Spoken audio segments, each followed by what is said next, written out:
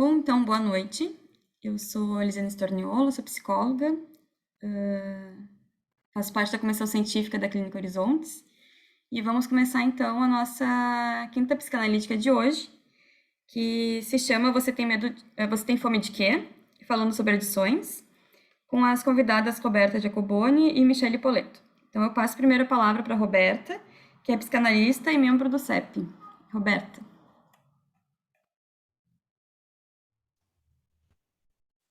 Oi,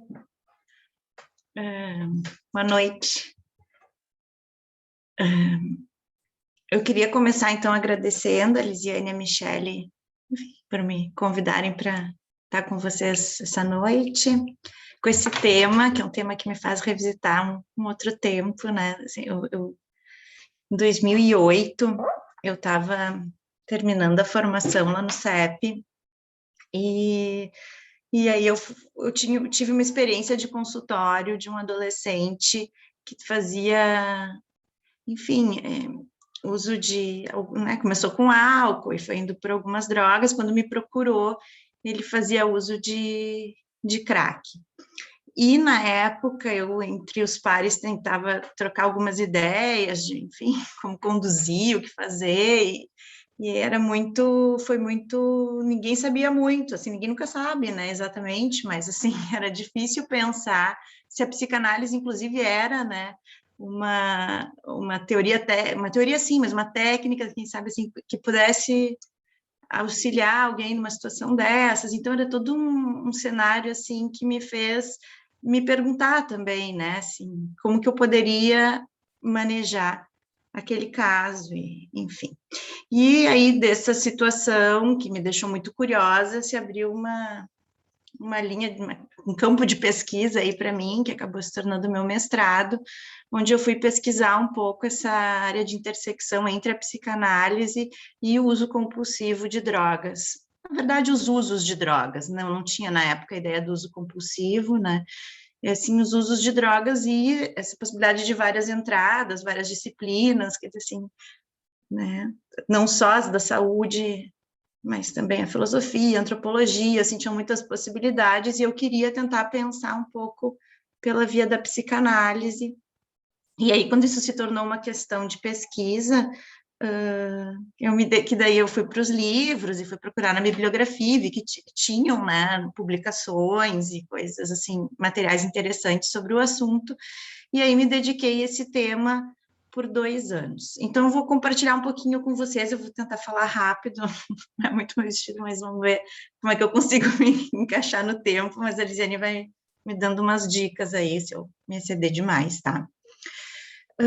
Então, o primeiro ponto que eu pensei, assim, né, quando comecei a estudar, que a gente foi se dando conta, é de que tem uma tendência, quem sabe assim, né, quando se pensa o uso compulsivo, e aí eu acho que não é só no caso do objeto específico que eu trabalhei, que é objeto droga, mas no geral, assim, uma ênfase a se trabalhar, a se tratar do objeto, né? Então, assim, o crack como essa droga destruidora, terrível, que se a pessoa usa uma, duas vezes vai morrer disso, né?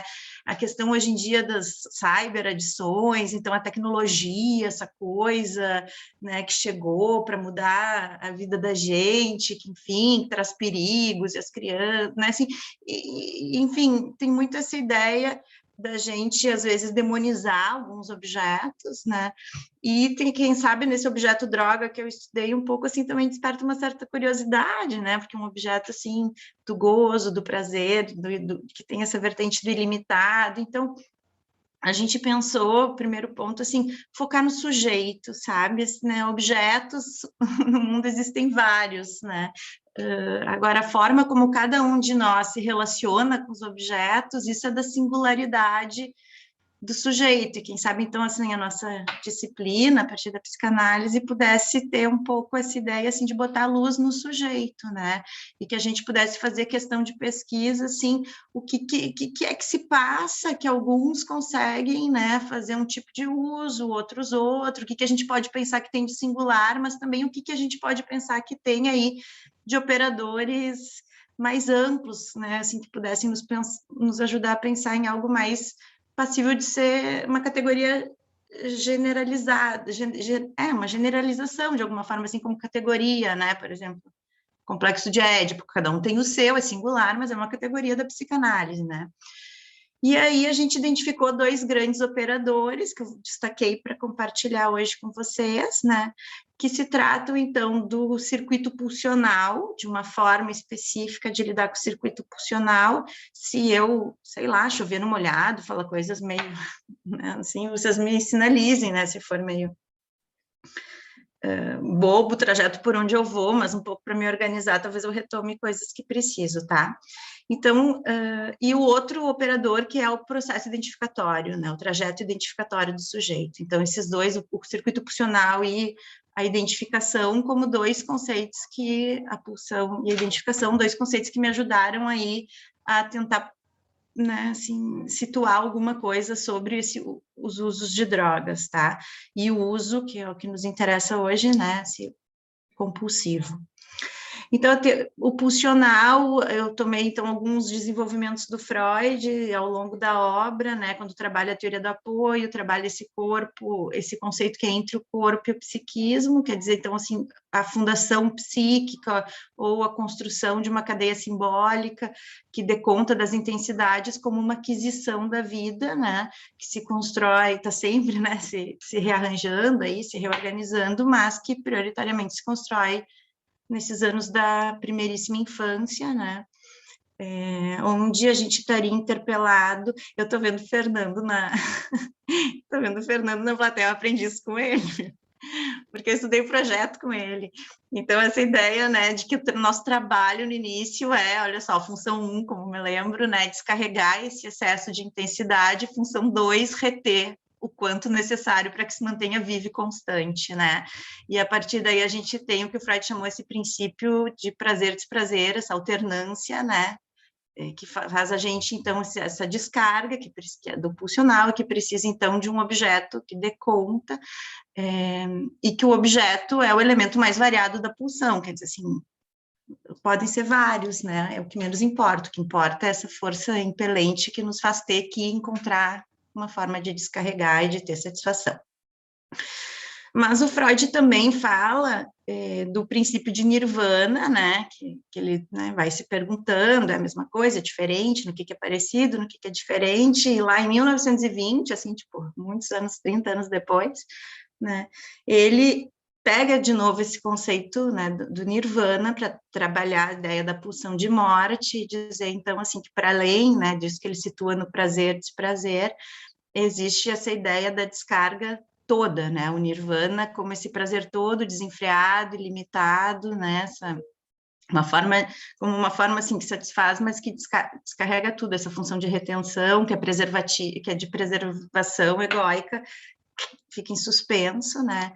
Então, esse limitado que ele traz para trabalhar a pulsão de morte é interessante, né? Porque a própria pulsão de morte, então, é essa intensidade que não se enlaça, né? A gente fala energia desligada, quer dizer, desligada de uma representação, então não se faz simbólico, né? Não se enlaça e volta para o próprio corpo. Então, assim, por exemplo, se a gente pensar nas toxicomanias, quem sabe aí tem algo que eu chamei atalho, assim, né?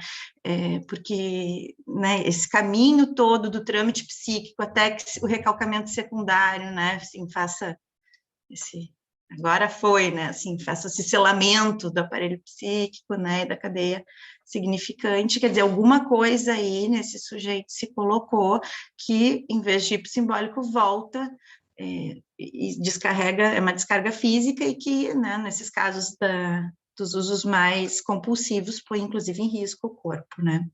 E no campo da identificação, também bem brevemente, assim, né, o que o Freud propõe, sobretudo ali no texto do narcisismo, a ideia da construção dos ideais, né, então, assim, do eu ideal como esse eu majestoso do bebê, né, que vai enfim, realizar todos os desejos e aspirações, né, parentais, que, enfim, que não se efetiva, porque é da ordem do impossível, né, e logo, então, essa ânsia entre, né, o que se pensou que seria, o que é possível de ser, que produz, então, o ideal do eu como um projeto de vir a ser, né, então, teria aí o campo das identificações, quem sabe do eu ideal mais narcísicas, né, assim, mais esse que queres de mim, né, esse lugar do bebê falo, e o ideal do eu como um projeto de vir a ser, então, se não sou, por onde que se constrói aí um caminho, né? E o que os autores situam, talvez assim, na teoria, é que também no uso compulsivo é quando algo, né, dessa ideia, dessa construção, desse projeto, se esvai, assim, né? Tem um certo borramento aí na construção desse projeto, assim, esse ideal de onde chegar, né? Ou é um ideal muito marcado pela destrutividade, ou tem um esvaziamento do ideal, né? E nesse sentido, a predominância das identificações narcísicas, e esse, então, tem autores que situam, por exemplo, as toxicomanias, esses usos mais compulsivos no campo da melancolia, por exemplo, né, onde tem, inclusive, esse borramento, eu, não eu, um pouco de uma certa indiscriminação, que viabiliza que na colagem com o objeto, quer dizer, vira um só, né, e aí, quando o objeto está objeto droga, né? Então, assim, quando o eu do sujeito, né, tá de alguma forma muito colado ao objeto, é como se o objeto também fosse eu, né? Um pouco assim como a identificação que o Freud nos ensina lá no texto da melancolia. E aí a gente tem esse uso mais desenfreado. Essas coisas, mas eu não quero perder tempo depois. Se sobrar tempo, a gente fala depois, assim, né? Assim, então, um pouco por aí, eu falei da melancolia, mas eu acho importante dizer porque tem a ver com o caso que eu vou trazer e porque eu penso assim também, tem uma autora que eu estudei muito, que é a Sylvie Lepolichema, que traz uma ideia de que os usos de drogas são plurais e não são necessariamente marcados como uma estrutura psicopatológica, né? Então, assim, não quer dizer que sempre um uso abusivo seja melancólico, entende? Assim, né? O sintoma em psicanálise não é a bússola nosográfica, assim, né? Então, assim, o mesmo sintoma pode querer dizer de diagnósticos diferentes, no sentido de que é na transferência que isso se atualiza, né? Nos indica um caminho. Então, eu gosto de pensar que nem ela, quando ela diz assim, são formações transitórias que têm a ver com a história singular pregressa, mas que também tem a ver com os contextos da vida, né, e onde, assim, as coisas se engancham na vida de cada sujeito. Eu acho uma ideia interessante, sabe, de pensar. Porque é mais arejada, assim, né, mais aberta, acho, tá? Sobre as drogas, né, que eu não vou falar um pouquinho, vou ter que falar, né, porque como eu uso usos no plural,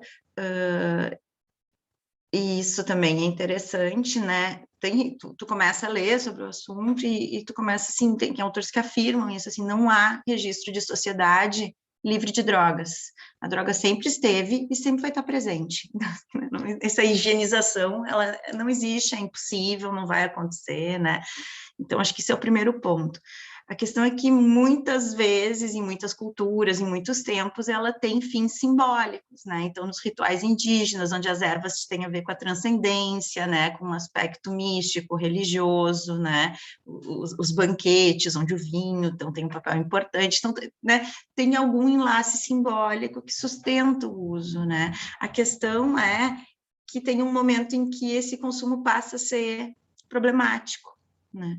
E, bom, alguns autores, acho que o Charles Melman é um dos principais, né, que indica, assim, que tem algo do capitalismo aí que nos ajuda a produzir isso, né, que a drogadição e o sistema capitalista como um sistema que fomenta o uso, né, do objeto como sustentação subjetiva, e por que não dizer, assim, aí tem esse debate, né, porque o objeto que tu adquire e que sustenta quem tu é, então te dá potência, né, isso tem a ver com o tipo de uso de droga, a droga pode ser um desses objetos, né, então a Organização Mundial de Saúde nos diz que tem um uso experimental, que é muito comum na adolescência, onde para participar de um grupo de amigos, todo mundo está experimentando, né, então os adolescentes experimentam, isso faz laço, isso faz vínculo, isso tem a ver com pertencimento, né, com uma série de questões da passagem adolescente, um uso ocasional, com fins de lazer, que sei eu, e um uso habitual, que quem sabe, assim, um uso que faz suplência na vida do sujeito, é necessário, né, ele precisa daquilo, entende, assim, precisa daquele objeto para assumir determinada posição, isso me faz me sentir mais potente para ir num encontro amoroso, numa situação de trabalho, não sei, assim, né, a droga ou algum objeto que ocupa uma função específica que ajude algo da sustentação do sujeito. Esses 3 usos têm isso em comum, né? Eles estão a serviço da lógica fálica, potente, produtiva, né? Do laço social, enfim, trabalha para isso, né? Agora, tem um uso, que é esse que estamos chamando de toxicomania, que é um uso de desligamento no sentido de improdutividade, né? E ao mesmo tempo em que é um uso super capitalista, porque é o uso, assim, desenfreado de um objeto que precisa ser adquirido, né, assim, intensamente, é o fim do sujeito produtivo, e nesse sentido é contramão do capitalismo, porque o capitalismo quer que a gente produza, né? Não quer que a gente, como diz a pessoa, né, que eu vou trazer depois, assim, que vire mendigo, como ela diz, né, não quer que vire mendigo, quer que siga sendo sujeito de aquisição, de desejo, né, e por aí vai, e tudo isso, a produtividade, a capacidade desejante, né, tudo isso tem um declínio, né, nesse tipo de uso, porque é um uso de rompimento, é um uso que rompe com essa ideia, porque quando a gente fala, então, assim, tem um fim simbólico, tem um laço social, tem, né, tem a ligação que faz com que tenha essa oscilação, prazer, desprazer, vida, morte, né, sempre essas questões das dualidades que o Freud traz, tem um tipo de uso que é um uso de desligamento, assim, que é aquele uso em que o sujeito vai cedendo, abrindo mão, né, perde namoro, perde trabalho, perde, né, nada mais é importante, só aquele objeto, o uso daquele objeto. E eu vou falar bem rapidinho, porque eu já devo estar, né, quase, de um caso que eu chamei Luísa, já tá? Tem 5 minutos ainda. Tá, então acho que vai dar bem certinho. Mas se passar um pouquinho também não tem problema, tá, Roberta? Tá, Vai obrigada. tranquilo. Então, a Luísa é uma adolescentona, assim, não é uma adolescentinha, uma adolescente de quase 20 anos, né, que busca tratamento por uso de maconha e cocaína. Nas associações, né, sobre a construção, para refletir um pouco sobre por que ela usa, né, ela vai contando, então, da história dela. Ela é a primeira filha de 7 filhos que a mãe dela teve, e a mãe dela a teve na adolescência. Então, ela é filha de uma mãe adolescente, que é usuária de cocaína, e que ao tê-la, entrega ela para a avó criar, né, para a mãe da mãe, né, e vai embora viver a vida, e aí tem mais outros 6 filhos que ela, de alguma forma, cria junto com ela, e a Luísa é a única filha que foi entregue, então, para outra pessoa cuidar. Mas quando ela tem 7 anos, a mãe volta para a rotina de convívio, e aí é muito... Só que não resgata ela, né? Ela segue morando com a avó, e elas têm, então, uma muito turbulenta relação, muitas brigas, e quando ela ingressa na adolescência, a Luísa, então, começa a fumar maconha, e o salto da maconha para a cocaína se dá na companhia da mãe. Então, ela começa a usar cocaína junto com a mãe, né? E aí, interrogada sobre a relação com a mãe e o uso da cocaína, ela diz assim, né? Minha mãe falou que não me amava, que não me ficou comigo porque não me amava, porque não queria me cuidar e não queria nem ter me ganhado.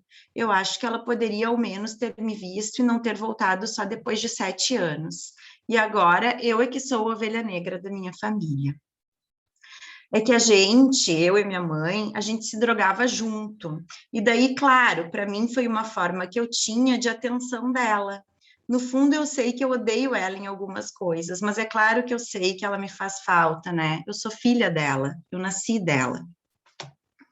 Então, assim, o que eu pude pensar e produzir aí sobre algumas coisas que a Luísa me ensinou foi que ela fez um uso, primeiramente, que era esse uso que eu chamei, assim, esse uso de suplência, né? Assim, se eu fizer isso, se eu usar a cocaína, ela vai olhar para mim, ela vai me querer, ela vai estar comigo, né?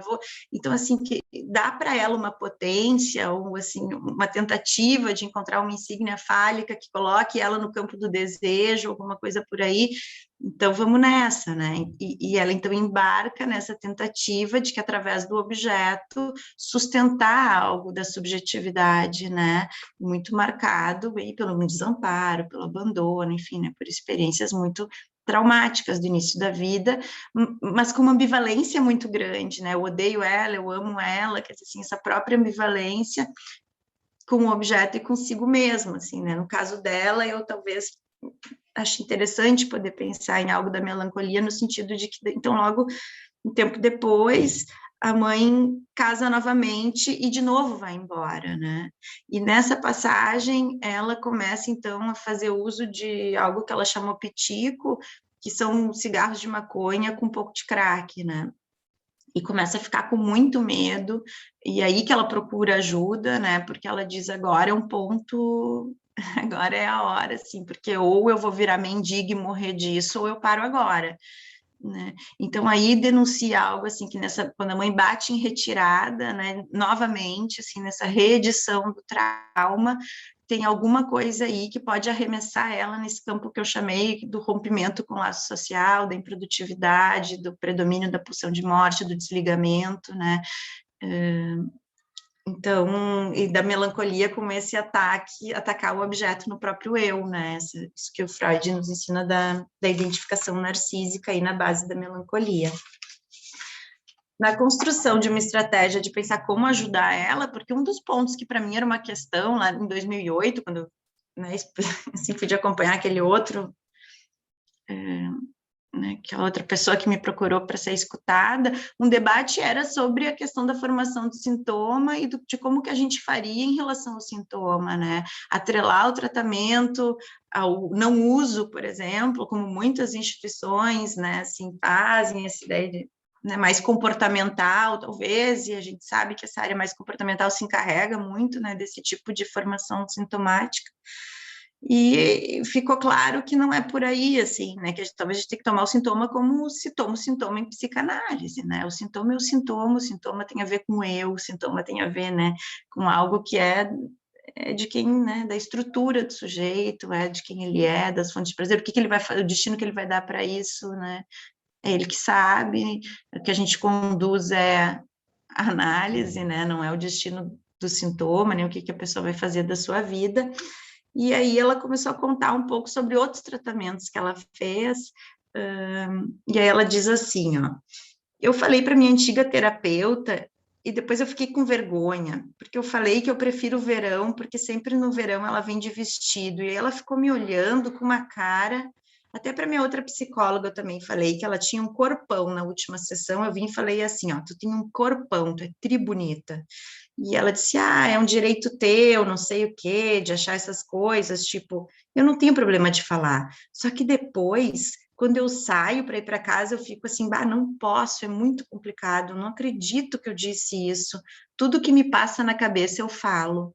É interessante, né? Porque isso aí, é aí que eu acho assim, né? Não é o sintoma que nos indica o caminho da condução da cura, é a transferência, né? E aí ela vai dando dicas, porque aí, né, se pergunta para ela assim, bom, mas por que será que se repete? Se a repetição é um elemento aí da nossa escuta, né?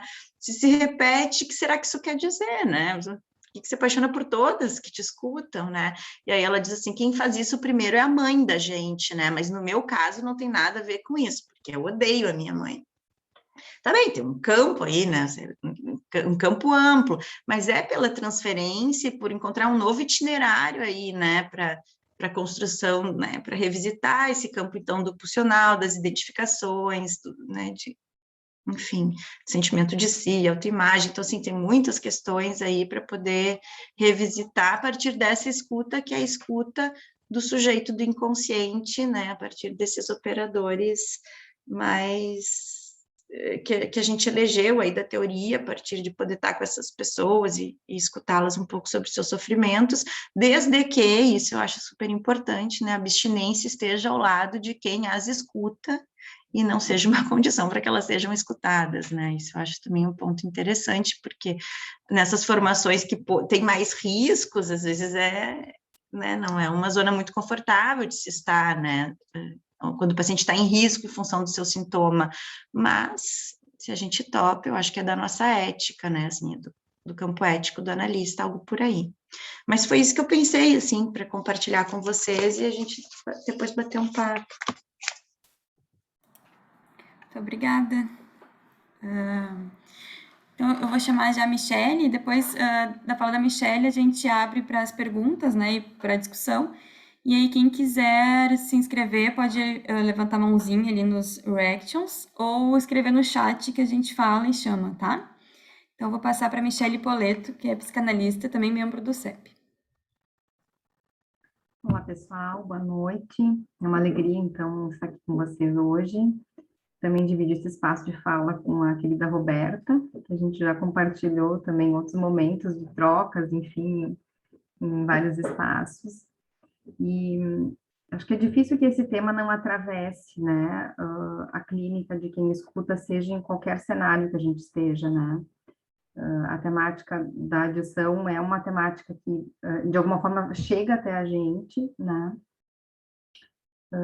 Então, a minha fala é de tentar provocar algumas reflexões, né, que a gente possa pensar um pouco, né, um pouco na direção também do que a Roberta falava, de não olhar simplesmente para a adição, ou para a droga, ou para esse objeto simplesmente, mas de poder entender o contexto dessa manifestação, enquanto uma manifestação sintomática, né, o que que ela quer dizer, a serviço de que ela está posta nesse cenário, porque ela pode ter milhares de uso, né?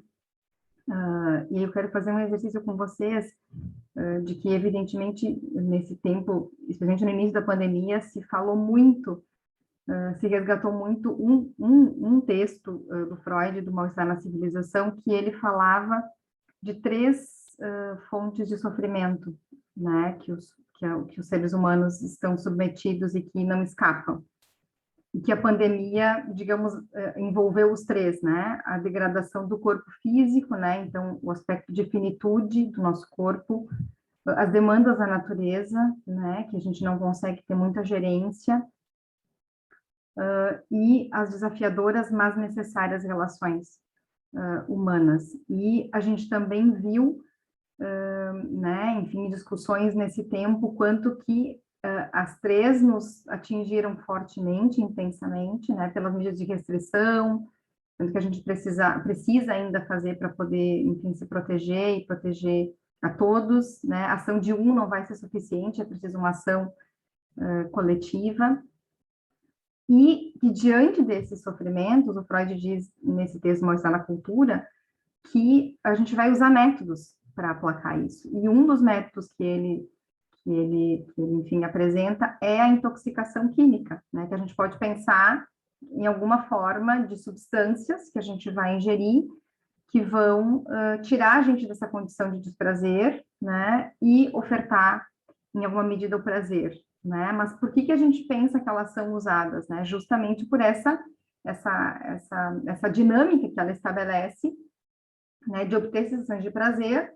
Só que ele vai chamar atenção, ele vai dizer, opa, ela vai ofertar prazer, mas ela também vai alterar a nossa possibilidade de percepção do que se passa de fato, né?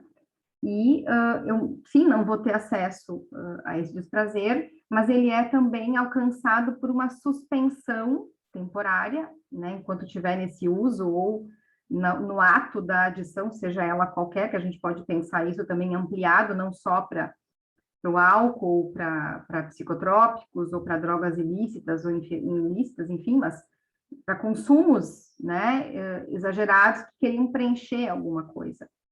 Então, nesse momento do uso, a gente coloca em suspensão a angústia, né, a questão do pensar, do sentir, para ficar naquele momento, enfim, quase que num stop, né, do tempo e apenas curtindo, né? E é evidente que é importante poder pensar nessa função que a adição fica posta nesse funcionamento total, que não dá para a gente olhar ela de modo isolado, isso fica perigoso, e, ao mesmo tempo, diante de tantas dificuldades, né, que a gente tem só das tarefas, digamos assim, sem a gente ampliar num sofrimento maior do ser humano, né, mas só nas dimensões que também são sofridas, e se deparar com o desamparo, com a nossa finitude, com a castração, a impossibilidade de dar conta de tudo, de poder lidar que não somos, né, essa condição de plenitude nos é muito cara e do quanto que ela é difícil, não tem como a gente acessar ela interminentemente, dos temores que tudo isso, né, dessas angústias da existência, né, e que são tarefas que o Freud vai dizer, bom, lidar simplesmente com essas tarefas já exigem que a gente não consiga tomar contato literal com a realidade. A gente precisa buscar algumas formas de fuga dela, seja na fantasia, seja no uso de adições, né, das intoxicações químicas, como ele nomeava nesse texto do mal-estar. E a gente vai aos poucos vendo que na pandemia se fez muito isso, né? Do quanto que se consumiu muito mais alimentos, se comprou muito mais pela internet, sim, pelas ofertas que tinham, né? Lojas que eram físicas voaram para a internet porque os consumidores estavam em casa, né? Então, assim, os consumos, enfim, de álcool já tem indicadores de pesquisa com aumento de obesidade, do uso também abusivo de psicotrópicos. Então, assim, e o que é isso? Né? A pandemia nos colocou de frente com a finitude, numa ameaça de morte né, real e muito intensa, né? Então, também estamos dentro da perspectiva do traumático também, né? E como cada psiquismo, de acordo com cada etapa do desenvolvimento, também consegue lidar com essa, né, com uma vivência como essa, porque a pandemia, sim, pode assolar todos, mas ela vai atingir a cada um de um modo diferente, né, pelas condições do ciclo do desenvolvimento, né, pelas condições emocionais de lidar com algo tão traumático, intenso como é a pandemia, e esses elementos foram usados, né, pela humanidade, vamos dizer assim, como um método para anestesiar, para aliviar, para driblar um pouco, né, esse tempo de privação, né, de precisar inventar formas de se encontrar, né, ou de preservar esses laços, né, e essas relações que também são tão importantes.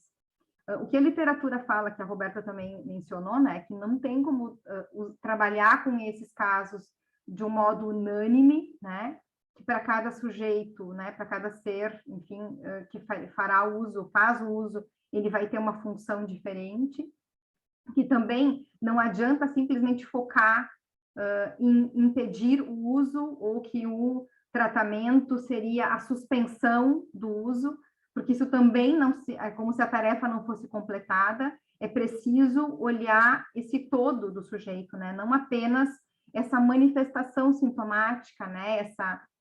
Essa forma de, daqui a pouco, lidar com a privação, com a frustração, com a castração, em cada um, isso vai ter uma configuração diferente, né? A gente não tem um quadro, né, sei lá, de funcionamento único para pensar nas adições, né? A gente poderá ter funcionamentos os mais diversos e que cada funcionamento e cada sujeito vai fazer uso disso de um modo diferente. Então, não tem como a gente ficar circunscrito né, a um elemento, né?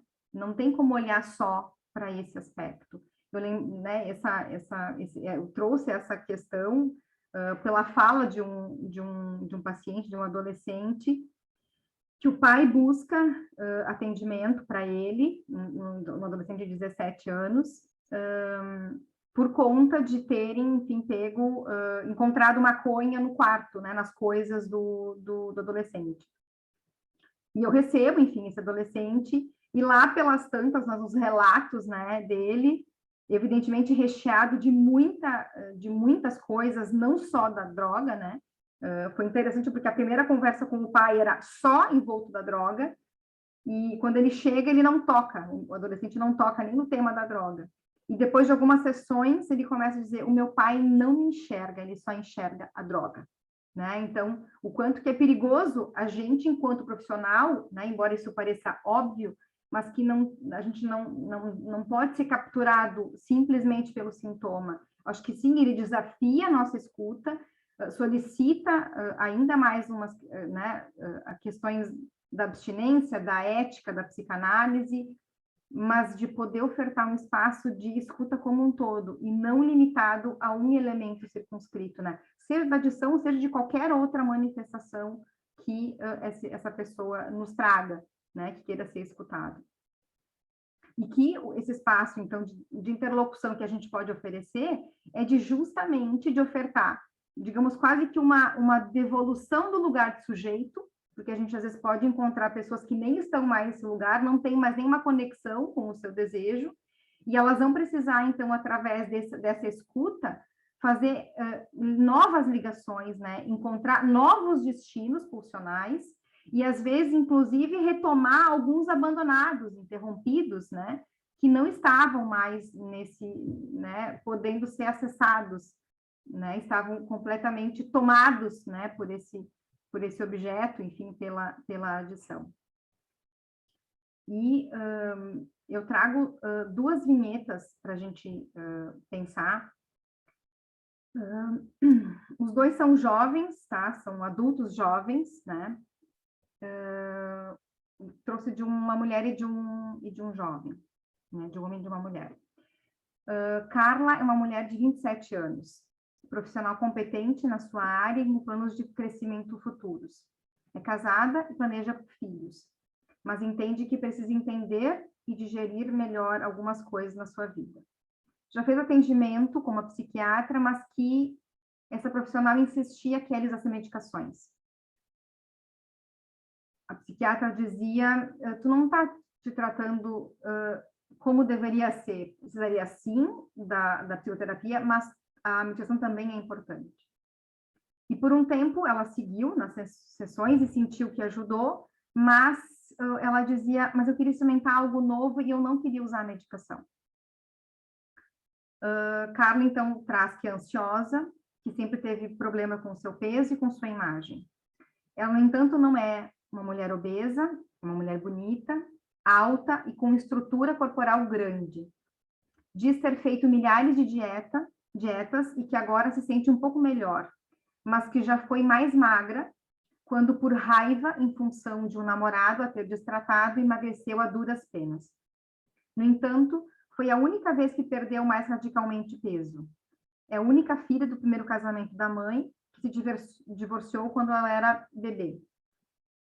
Esse segundo casamento, ela tem mais duas irmãs, uma mais nova, que ela é muito, né, era muito próxima afetivamente, e de uma irmã do meio, que, segundo ela, era descrita pela família como a ovelha da família, que era mais rebelde, que brigava mais do que ela com a mãe.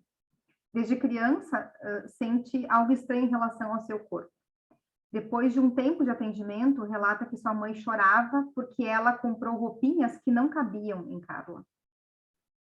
As palavras de Carla. Hoje, penso que eu deveria ser um bebê grande e minha mãe tinha outra ideia, deve ter comprado roupas RN. Minha relação com ela sempre foi muito difícil, embora mais próxima do que a relação com o meu pai. A relação com sua mãe era muito distante, sempre com muita hostilidade. Minha mãe fez as pazes comigo quando quase morri em um acidente de moto, quando era adolescente e estava com um namorado. Em suas palavras, eu como até o reboco da parede. Repeti essa frase inúmeras vezes, ao relatar quando estava com raiva de situações que ocorriam nas relações e no trabalho. Aos poucos, no decorrer da análise, percebe que ficou capturada pelas questões do corpo. A mãe também tem briga com peso, com dietas, com o sentimento de sempre ser uma trouxinha sem espaço que não tinha um quarto apenas dela para dormir e estava atrapalhando a nova e turbulenta vida da mãe com mais outras duas crianças para gerenciar. Reagia comendo ao desligamento e hostilidade da mãe em relação a ela. Era como se ela se maltratasse e se punisse ao devorar tudo o que tinha pela frente, por não se sentir aceita, amada e preenchida. No desespero, até reboco da parede, ou um pote de 2 litros de sorvete podem preencher buracos.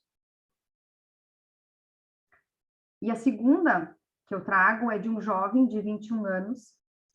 Na primeira sessão, Caio traz que já fez psicoterapia quando tinha 17. Por conta de questões da adolescência que o incomodavam, se sentia inseguro e que não conseguia se expressar com amigos, embora tinha amigos mais próximos. Agora, eu quero ter um espaço para pensar sobre a minha vida. e sobre coisas que é complicado dividir com amigos. Um amigo que faz psicologia faz análise e fiquei interessado depois de ouvir ele descrever como era. Além disso, depois da minha mãe no passado ter Covid e quase morrer, porque ela foi entubada, percebi que eu poderia perdê-la. E eu não estava preparado para entender muita coisa. Eu precisava entender muitas das minhas coisas antes de perder ela. Depois de contar sobre a sua configuração familiar e mencionar o encantamento por uma série de uma família italiana da máfia e da relação entre os membros dessa família, que lembravam muito a sua, disse: "Ah, acho que eu tenho que te dizer algo importante, que acho que se fala aqui. De vez em quando eu uso maconha. Não é sempre, mas eu uso. É bom transar chapado, ter papos filosóficos chapado com os amigos, conversar com os amigos chapado. Então, eu questiono a ele: por que maconha? Ele prontamente responde: ah, mas eu não uso toda hora e sei o meu limite. Mas eu insisti na pergunta: te ocorre por quê? Por que usas? Ele me olha surpreso e responde: boa pergunta. Sabe que nunca pensei sobre isso? Obrigada.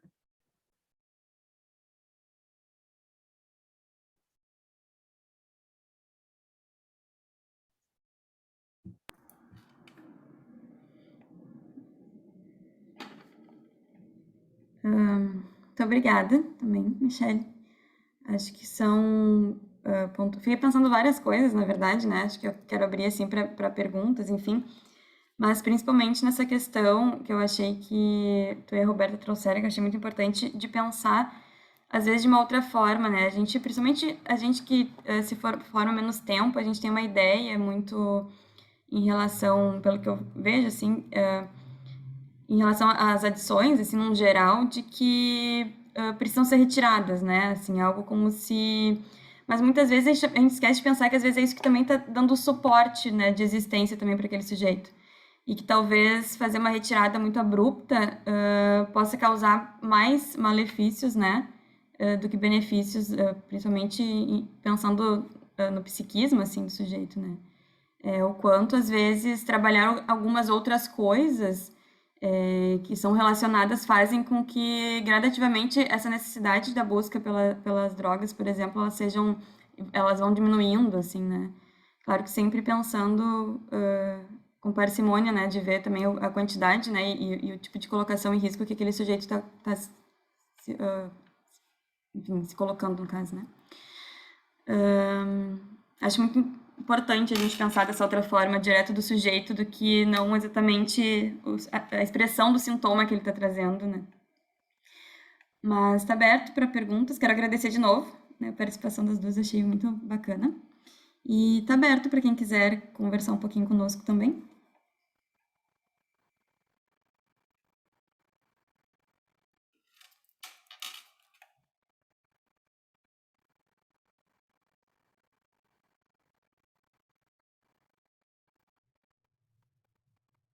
Josi?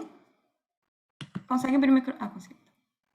Já que o pessoal está um pouco inibido, vou dar o pontapé inicial, né? Então, primeiro, parabenizar a Roberta e a Michelle, né, por tudo isso que trouxeram hoje para a gente, né? Para alguns rememorando conceitos, para outros trazendo, né, novidade. Mas, assim, a gente sabe, né, na dependência química, e acho que é um pouco do que vocês transitaram nas falas de vocês, que a dependência química, ela sempre é um transtorno secundário a um outro transtorno, né? É um paciente que tem uma estrutura com falhas, com buracos, né? Estruturas narcísicas, é um paciente mais regressivo, que não conseguiu, né, se construir suficientemente e que, em função disso, a droga entra e acaba gerando um transtorno secundário, né? E achei interessante, assim, quando a Michele traz também, né, lembra o mal-estar na civilização, mas eu queria trazer, assim, que quando a gente lê o Além do Princípio do Prazer, ali a gente tem uma aula sobre compulsões, sobre dependências, né, que é bem essa coisa do, não é o prazer, embora o usuário diga que é prazer, eles mesmos trazem, assim, que tem muito mais desprazer depois na vida, né, e até gerado pelo consumo continuado, mas que eles seguem em busca daquele prazer inicial que eles sentiram nas primeiras vezes que usaram, e vão aumentando, vão consumindo com mais frequência, vão aumentando, porque tem uma memória daquelas sensações iniciais que eles seguem buscando. Como alguma coisa muito regressiva, né? Como a gente, quando busca lá as nossas memórias de infância, que nos trazem alguma satisfação, e que ficam perdidas. Essa coisa de... Então, não é buscar o prazer, né? Mas é aliviar todo esse desprazer.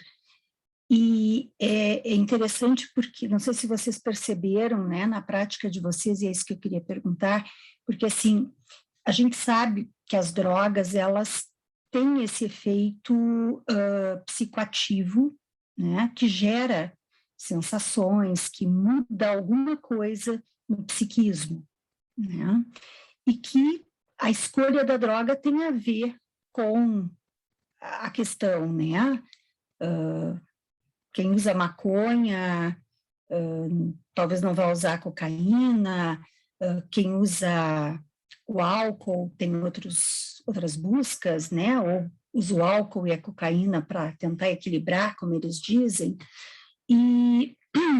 mas assim, a gente vê que mesmo, como a Michele trouxe também, né, tem compulsões que não têm esse efeito psicoativo e que estão ali como compulsão, como objeto, né, de poder, de fala. E se vocês chegaram a ver nas intervenções de vocês, assim, nessas outras compulsões, relatos dos pacientes trazendo, né, na compulsão da comida, na compulsão das compras, essas outras coisas, que é como se entrassem num transe naquele momento, que, né, que só vão se dar conta do que fizeram depois, quase como se estivessem drogados. Né? Não sei se vocês teriam alguma coisa para acrescentar, assim, por aí.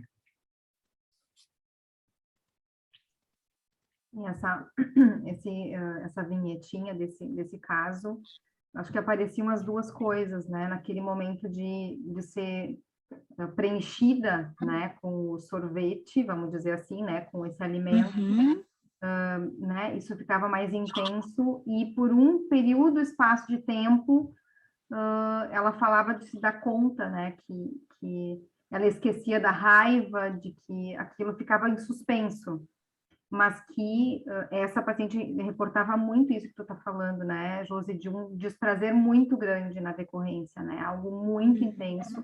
Lógico, com essa paciente tinham outras questões também, né, que era talvez repetir um pouco essa hostilidade e esse não investimento da mãe, assim, né, porque, enfim, não entrei em muitos detalhes, mas o pai era psicótico, então tinha algo, e essa mãe também parecia alguém super desorganizado, né, no andar, assim, dessa jovem, a gente consegue encaminhar as duas irmãs dela para atendimento, porque a mais nova, a do meio estava usando droga pesada, e essa que era chamada da ovelha negra, assim, e era para lidar por conta da toxicidade dessa mãe, assim, né, como era hostil, como era muito pesado, e a mãe se entorpecia de comida, de alguma forma, como tu falasse, né, Josi? Então, sim, aparece sim, esse aspecto, né? Que a pessoa edita, né, um transe para poder dar conta de buscar formas de se aliviar e de preencher esses buracos aí, que tem a ver com a questão que a gente tem que realmente trabalhar, né? E aí, por isso, Exatamente. a questão não é a droga, se a gente não preencher essa outra coisa, não construir, melhor dizendo, né? Não vai largar, vai embora do tratamento ou vai trocar a compulsão, trocar a E droga. é por isso que aí a nossa escuta faz diferença, né? Porque, como desse relato que eu comentei desse adolescente, ele literalmente chorava desesperado quando ele falava: o meu pai não me enxerga, ele só enxerga a droga. Ele só conseguiu ficar preocupado comigo, porque esse adolescente, ele é, na verdade, fruto de um relacionamento de uma noite do pai que teve com a mãe num carnaval, quando eles eram super jovens. Ele assume esse adolescente, mas assim, final de semana e pagava pensão, né? Não era uma coisa nem todo final de semana. E quando ele encontra, né? Quando, na verdade, a mãe começa a não dar conta dele, enfim, ele já estava usando droga, ele vai morar na casa do pai com a madrasta e a madrasta encontra a maconha. Aí esse pai começa, então, se aproximar, querer procurar um psiquiatra. Aí uma amiga diz, não, procura um psicólogo primeiro. E aí que começa tudo. E ele às vezes urrava falando isso, porque volta e meia vinha uma fala do pai falando da droga, enfim, né? Então, era para tamponar, né, uma outra coisa, né, que precisava de escuta. E se a gente ficar preso, ai meu Deus, mas é um paciente que usa droga, eu vou ter que fazer com que ele pare, eu vou ter que usar medicação, a gente não faz a nossa tarefa, né?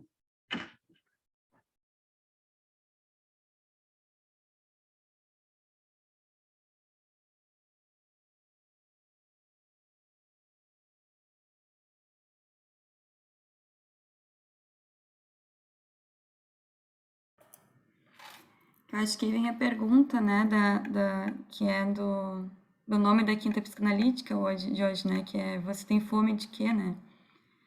Pensando muito nisso, assim, do que exatamente a gente está falando, do que precisa se alimentar, né?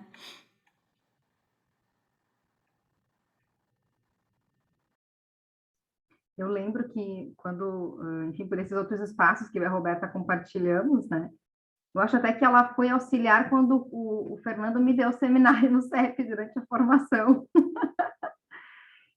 Mas, enfim, de conhecer o trabalho do mestrado da Roberta, lembro que me impactou muito quando eu escutei o caso e a gente conversava sobre isso, quando ela conta que essa jovem, enfim, se drogava com a mãe, né? Algo muito, muito simbólico, muito intenso, né? Muito... eu lembro que me chocou bastante, assim, né? Dessa intensidade em todos os sentidos, né? Para uma vida ou para uma morte, né? Porque, vamos dizer assim, o encontro da mãe com um bebê, vamos pensar que poderia ser de vida, né? De libidinização, de laço, de enlace, né? E o que é compactuar com uma, né? Com se drogar junto, né? Morrer junto, fazer um pacto de morte, né? E não de vida, como a gente esperaria, né? Dessa relação se ela conseguisse vingar, né, num curso saudável e com condições, né?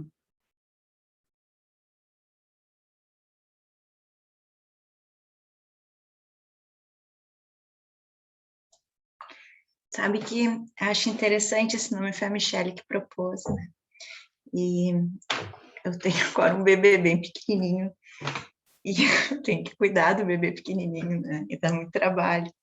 Porque às vezes é só um pum, entendeu? É só um pum, já vai passar. Mas para o bebê pequenininho, né, que ainda não tem toda essa cadeia de palavrinhas que nos habitam, né, que faz a gente pensar, tá doendo muito, mas já vai passar. É o fim do mundo, é todo, né? E aí é algo desse gozo desenfreado, porque é algo do fim do mundo, é a morte para o bebê, vai morrer daquilo, né? Ele não sabe, para a gente é só um pum.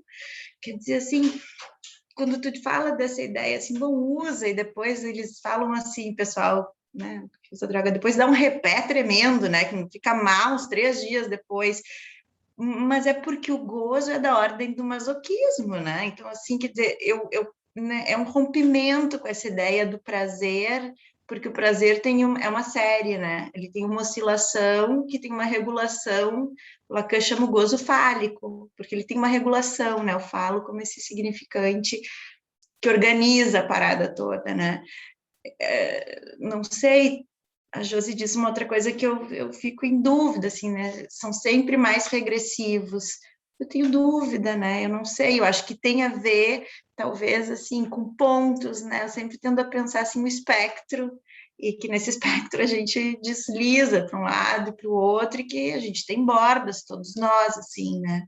Acho que esses pontos regressivos podem estar em todos nós, assim, de alguma forma, né? Agora, tu tem fome do quê? Quer dizer, assim, de alguém que, para além de leite, suporte atravessar contigo aquelas horas todas de desespero, até que tu possa soltar um pum, um arroto e tá tudo certo, né? Mas isso é, assim, muito desejo, né? Assim, é esse lugar de despertar alguma coisa em alguém. E quando eu falo das bordas, porque não sei, né? Assim, então, brincamos com os casos aqui, né? Porque os casos são outra coisa.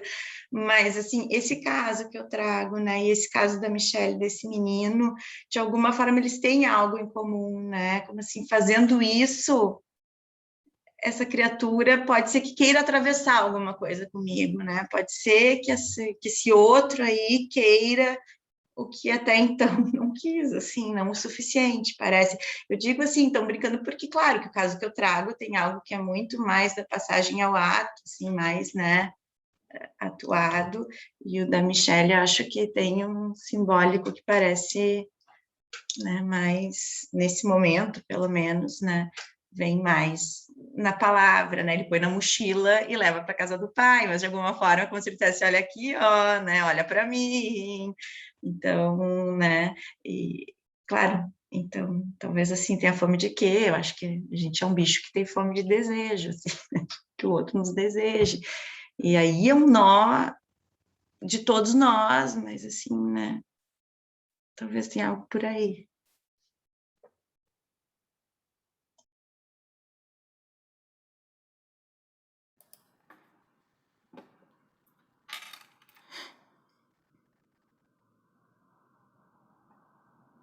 Tá aberto ainda para perguntas, né?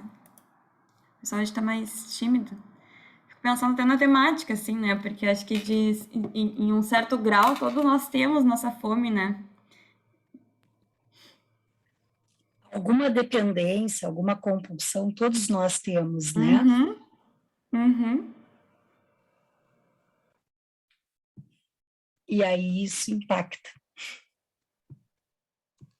Uma pergunta, vocês acham que eu fiz estágio na Pinel, né, que é uma clínica de internação psiquiátrica, e os pacientes ficavam em abstinência, tinham sintomas físicos, né, e era substituído por medicação. Seria um tratamento isso? Porque depois ele sairia da clínica e seguiria com a medicação, mas de fato não está tratando a angústia da pessoa, né?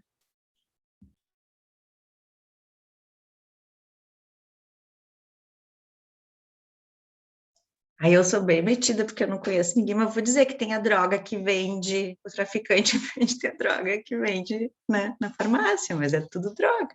Mas tá tudo certo, eu acho que tem efeito, entende? Se não é nada, né? Mas eu concordo contigo, eu acho que a Betina, né, tem outra coisa para ser Isso. tratada, que a medicação, ela remedia, mas, né, não trata, acho. Também vou na mesma linha da Roberta, assim, né? Vão ter questões que, bom, até poderão ser abrandadas, digamos assim, né? Mas e que também, de novo, vai ter que depender muito desse, também entendo de algo como um espectro, né? E vai depender de cada um também, né? Porque às vezes nessa configuração, né, da adição vão ter outras questões ainda, né? Mas o quanto que talvez a gente poder ofertar a palavra tenha assim um recurso aí do remédio, digamos, né? Desse espaço de escuta maior, né?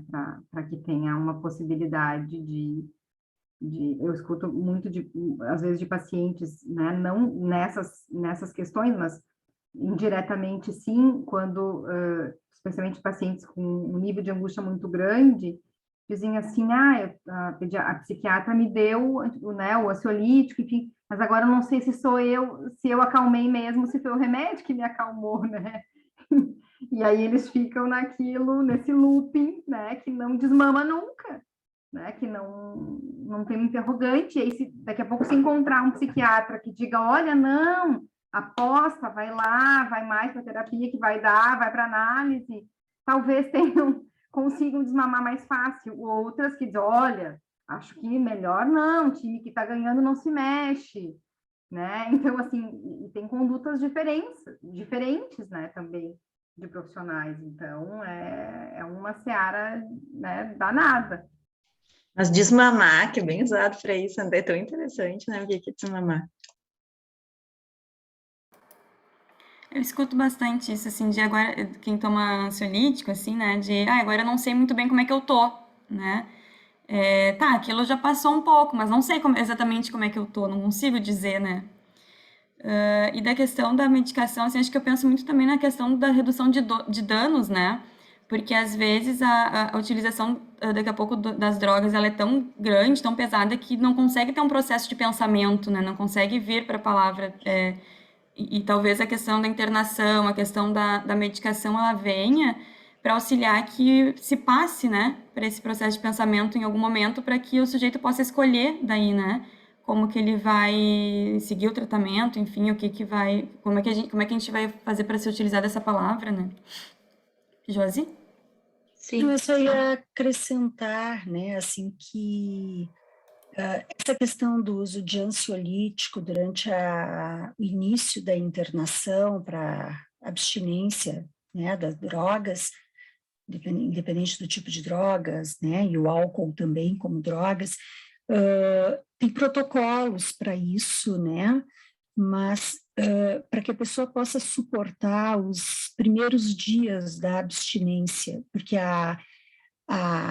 o que é chamado da dependência química propriamente, né, que é a ação daquela droga no cérebro que entra no circuito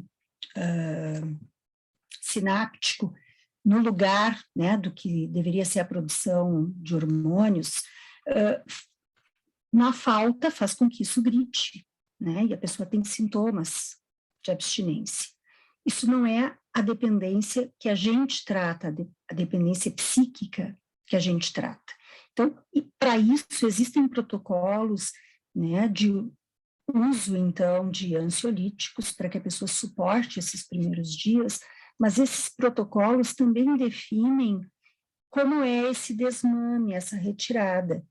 O que acontece é que em algumas internações isso não se dá, e ainda o paciente sai da internação com prescrição, com receita na mão, para seguir, e já com data agendada, né, para depois, próxima consulta e tal. Então, bom, como a Alice falou, para alguns pacientes, né, isso é necessário, às vezes, até para que possa gerar uma condição de começar a pensar. E a gente tem que saber também que tem alguns pacientes desses que não vão vir para terapia, para análise, no início de dependência, ou depois de uma primeira, de uma segunda, de uma quinta internação. Alguns só vão chegar na gente depois de uma longa trajetória, né? E não importa se está chegando depois de uma longa trajetória ou se é um início, a gente vai ter que ver esse paciente da mesma maneira. Como os gurias disseram, né? Qual é a fome, qual é o buraco que tem, que não tem o que alivia a fome, né? Que o que entra escorre como se escorresse por um ralo e não fica nada, né?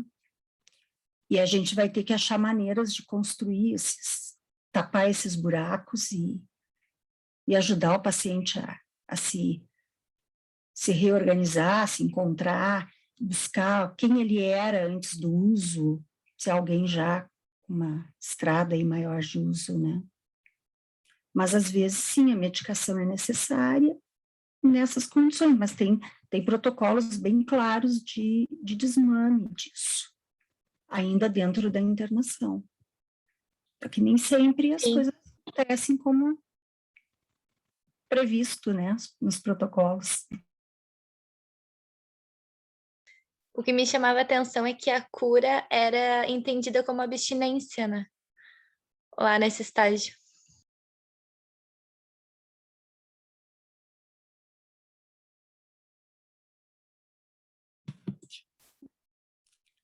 A, entre aspas, cura, né, como abstinência, só vai poder ser considerada o dia que essa pessoa, né, por si, entender que sentido isso tinha na vida dela e não precisar mais disso, né, por ela.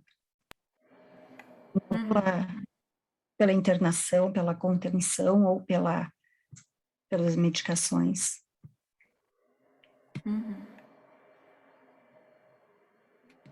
Não sei se as gurias concordam.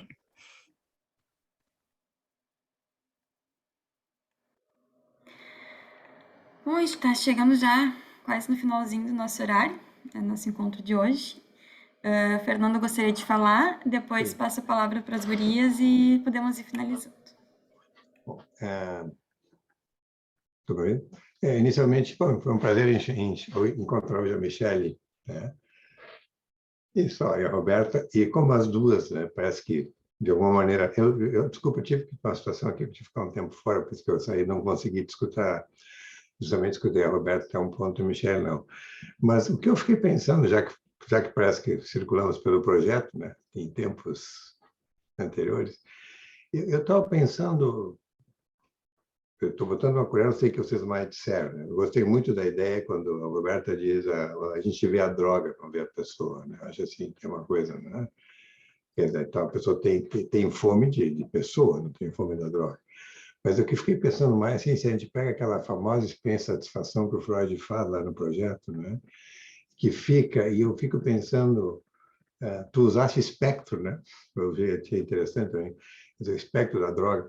Quer dizer, que a gente usa, às vezes, que quem sabe na primeira mamada deixa deixa um registro, na segunda pode ser que a gente, depois de um tempo, sai em busca do objeto, às vezes fica por ali, né? Então, pensando até que ponto, nesse ficar por ali, alimentando muito mais por uma alucinação, ou quem sabe, pensando assim, será que a droga, né?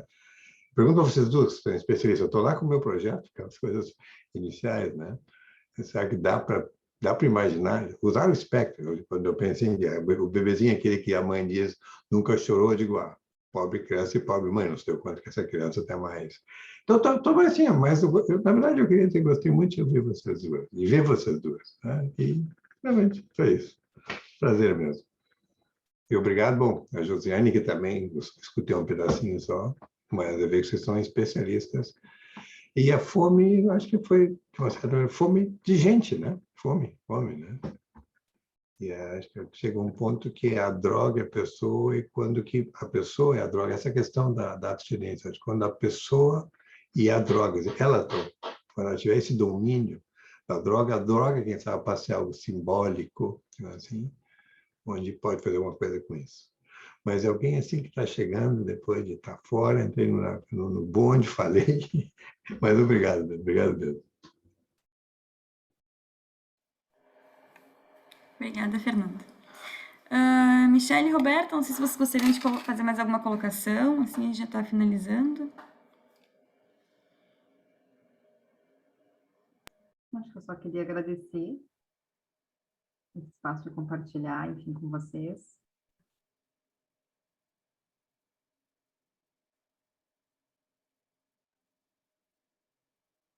Roberta?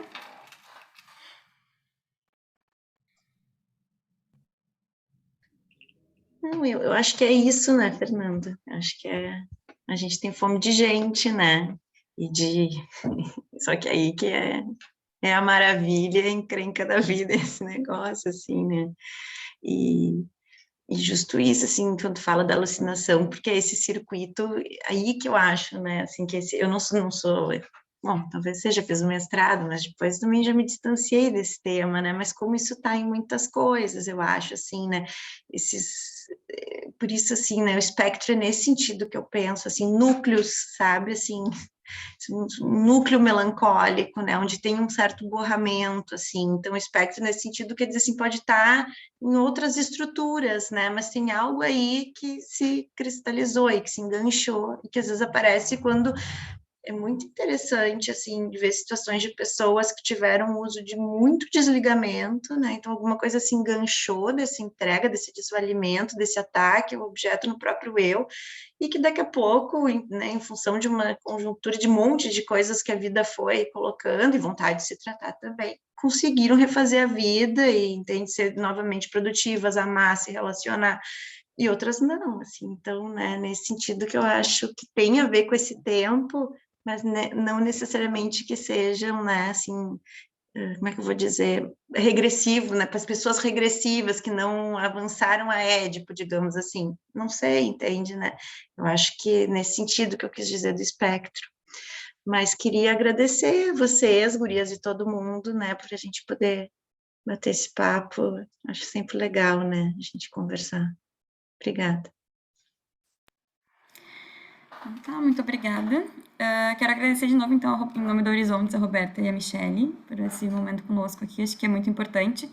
E estava pensando, né, nessa questão, agora na fome de pessoas, enfim, né, a gente começou as quintas psicanalíticas na pandemia exatamente por isso, assim, né, uma das nossas vontades era de se encontrar de alguma forma, e não conseguimos parar, no entanto, que a gente fazia, agora a gente está conseguindo um pouquinho, né, de fazer de 15 em 15 dias, mas a gente passou bastante tempo não conseguindo não fazer toda semana, né? Por essa necessidade de estar junto, assim. Então, agora a gente está num momento de transição também um pouco mais para presencial e exigiu que a gente fosse se deixando um pouco, né? De 15 em 15 agora, né?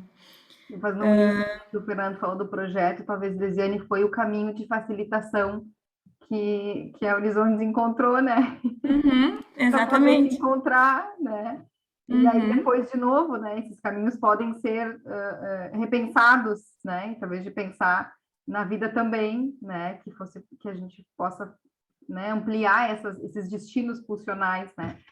Que essas facilitações possam ser ampliadas, né? Possam ser feitas outras rotas, né? Que não precise ser uma única que fique fixada e talvez empobrecida também, né?